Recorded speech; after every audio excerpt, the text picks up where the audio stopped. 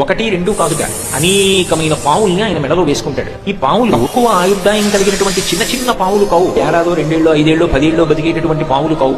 అవన్నీ కూడా ఎటువంటి పావులంటే పరమద్భుతమైనటువంటి లక్షణములను సంతరించుకున్నటువంటి దేవతా సర్పములు. వాటి గురించి ఊహ చేస్తే దానిని భూషణంగా పెట్టుకోవడాన్ని అసలు ఆలోచనగా కూడా మీరు అంగీకరించడం సాధ్యం కాదు. ఎందుకు ఈ మాట అంటున్నానంటే పరమశివుని యొక్క పాదమునకు పెట్టుకునేటటువంటి మంజీరము ఆదిశేషుడు. ఎందుకు ఆదిశేషుడయ్యాడు అంటే ఒకప్పుడు శ్రీ మహావిష్ణువు యోగ నిద్రలో ఉండి గొప్ప ఆనందాన్ని పొందుతున్నారు. ఆయన హృదయ కమలమునందు చిదంబరం కనకసభలో పరమశివుడు చేసేటటువంటి తాండవాన్ని వీక్షిస్తున్నాడు. ఈ ప్రదోష వేళలో జరుగుతుంది. ప్రదోషం అంటే చీకటి పడడానికి ముందున్న పరమ శక్తివంతం. చిదంబరం కనకసభలో పరమశివుడు నటరాజస్వరూపంగా తాండవం చేస్తాడు. ఆ తాండవాన్ని లోచూపుతో శ్రీ మహావిష్ణువు దర్శనం చేస్తున్నారు. ఆయనకి గొప్ప ఆనందం కలిగి ఆ సంతోషంలో ఒక్కసారి ఉబ్బిపోయి బరువెక్కాడు. కల్పం కింద మోస్తున్న ఆదిశేషుడికి అనుమానం వచ్చింది. స్వామి, ఏమిటి మీకు పులకాంకురములు వచ్చాయి, పొంగిపోతున్నారు, ఏం జరిగిందని అడిగాడు.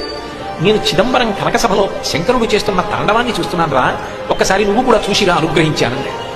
ఆదిశేషుడు ఆకాశ మార్గంలో చిదంబరం వెళుతున్నాడు.